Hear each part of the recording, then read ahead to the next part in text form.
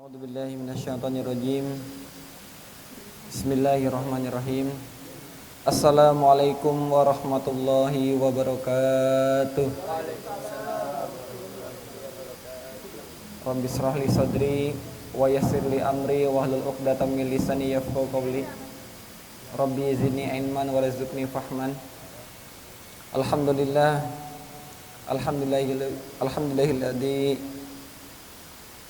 Alhamdulillahilladzi anzala as-sakinah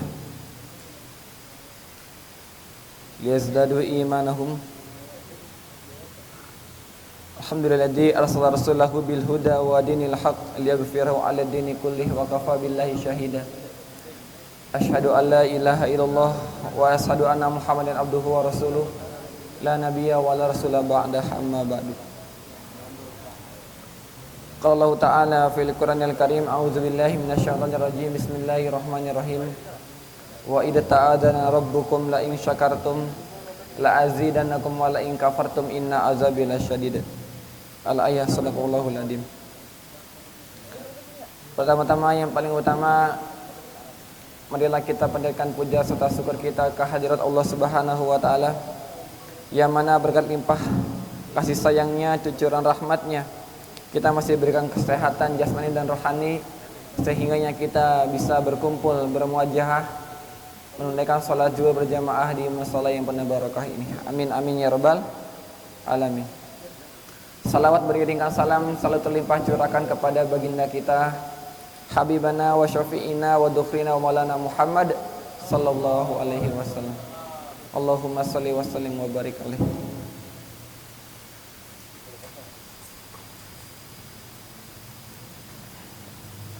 Nah, dalam kehidupan ini ya, dalam segala aspek aktivitas kita, yang kita cari adalah tentang keberkahan. Ya. Apa sih makna berkah itu? Apa berkah? Apa makna berkah? Ada yang tahu apa itu berkah? Yang kita sering ngomong nih, berkah-berkah. Apa itu makna berkah sendiri?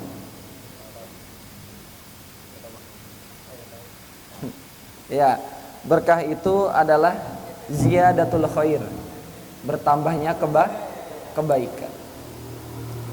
Dengan cara apa? Ya, kita bisa mendapat keberkahan itu sendiri. Nah, materi yang akan saya bahas pada siang hari ini yaitu tentang kunci keberkahan hidup, yaitu ada 6 perkara. Ya, wahai sahabat sekalian, harta yang banyak berlimpah ruah bukan menjadi ukuran seseorang itu banyak memperoleh keberkahan. Keberkahan yang datangnya dari Allah. Keberkahan justru datang dari setiap kebaikan yang didasari iman dan takwa. Ya, dengan iman kita menjadi kuat, tanpa iman kita menjadi lemah.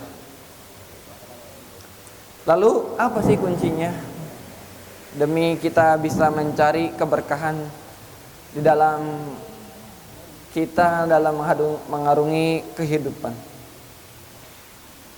Menurut Imam Ghazali, Imam Maghazi Al-Syarqawi, kunci keberkahan dapat dilaksanakan, dapat tercipta dengan cara 6 sikap dan sifat yang terpuji. Yang pertama adalah menanamkan sifat malu. Ya, malu.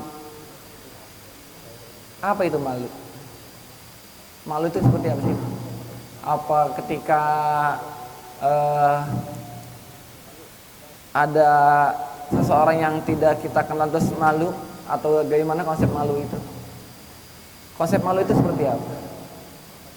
Ada yang tahu? Malu itu seperti apa? Malu?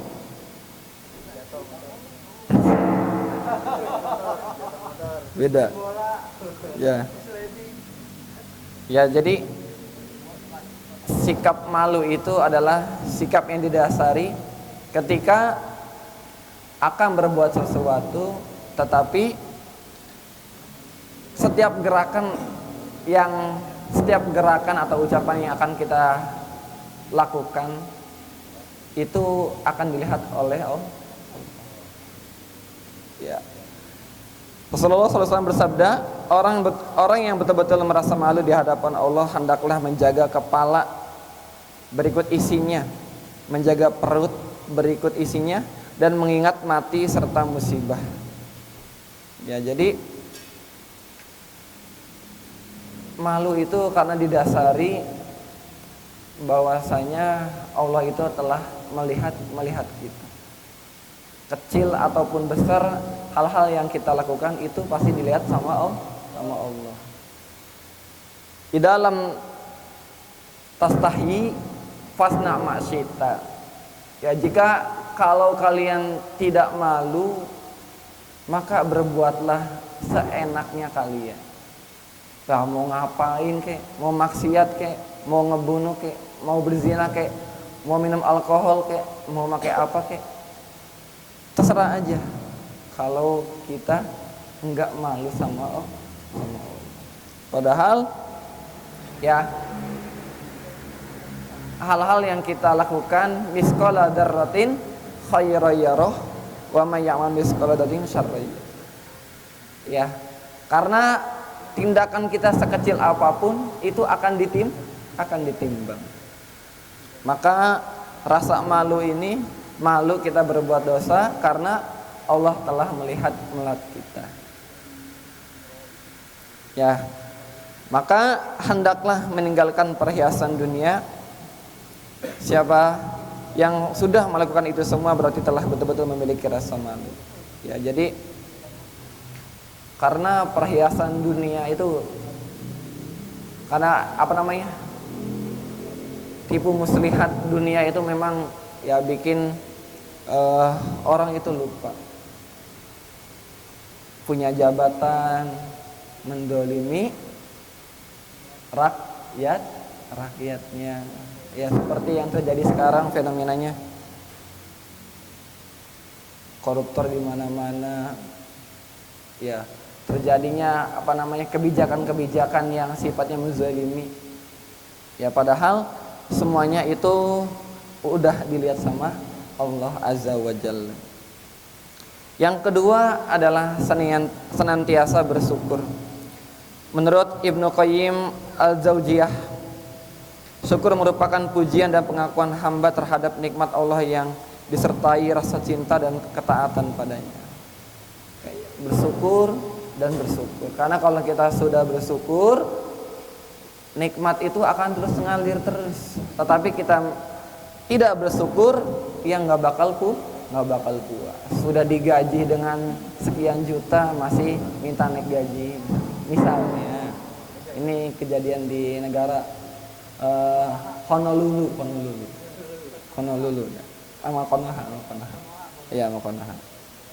Ya, bersyukur. Kalau kita bersyukur maka nikmatnya akan ditambah.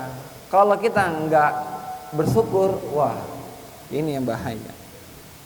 Yang ketiga adalah menjaga tutur kata yang baik.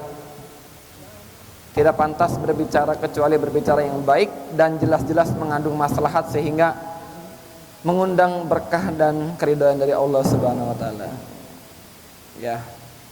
Berkatalah yang baik atau diam. Falyakul khairan aw yasmut. Ngomong aja yang baik, selain dari itu lebih baik diam. Karena diam adalah emas. Nah, murni atau enggaknya gimana pribadi. Ya, karena Mas Antam aja bisa dibilang palsu. Ya, Mas Antam. Ya. Yang keempat yaitu birrul walidain. Dengan senantiasa menjaga orang tua dan berbakti kepada keduanya. Ya, karena ridullah fi ridul walidain, suktullah fi suktul walidain. Ridhonya Allah itu tergantung kepada ridhonya orang tua. Murkanya Allah tergantung murkanya orang tua juga. Yang kelima adalah menanamkan rasa dalam hati itu qanaah, merasa cukup, merasa tenang. Ya, ketika seseorang memiliki sifat qanaah, ia akan menjadikan kebutuhan hidupnya sesuai standar kemampuan, sehingga tidak akan serakah dan egois, serta tak akan tergoda untuk mengikuti fashion, gaya hidup yang berlebihan. Ya, qanaah, rendah diri, tetap menjadi pribadi dia sendiri, tidak untuk flexing atau segala macam. Ya, dengan gaya yang standar, ya, bukan pakai standar tapi gayanya standar, ya, sesuai kemampuan. Ya. Pakai kodachi, pakainya on cloud.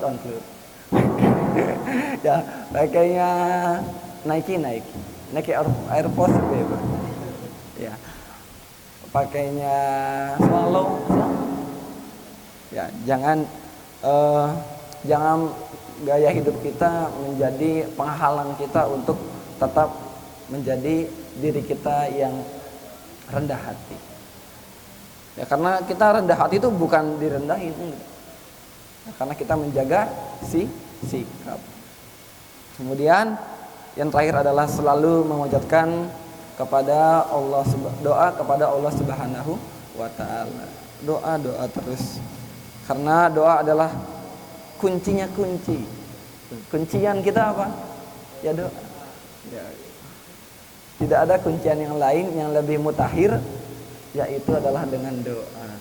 Karena kunci ketentraman jiwa dengan berdoa. Seorang muslim memohon kebaikan dan meminta pertolongan pada Allah ketika dihadapkan pada kesulitan di luar kemampuannya.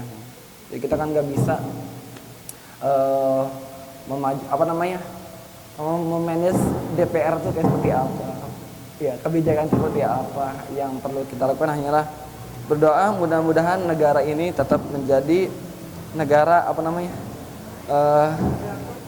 baldatun thayyibatun wa rabbun ghafur, ya, menjadi paling enggak ya tentram lah ya, tanpa ada keanarkisan yang sifatnya merugikan.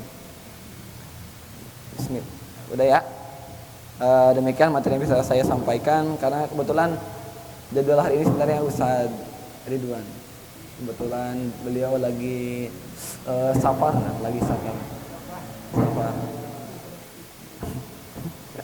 Ya, baru landing tadi jam baru landing